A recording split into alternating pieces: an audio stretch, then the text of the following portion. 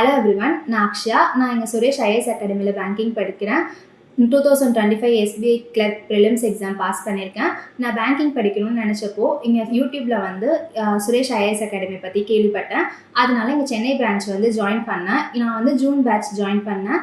அதில் வந்து 9 to 5 3 months class போகும். 9 to 5 கிளாஸ் நடக்கும். 9 to 1 வர கிளாஸ், அதுக்கப்புறம் 2 to 5 வர டெஸ்ட் பேட்ச், மினி டெஸ்ட், அதுக்கப்புறம் கரெக்ஷன்ஸ்லாம் போகும்.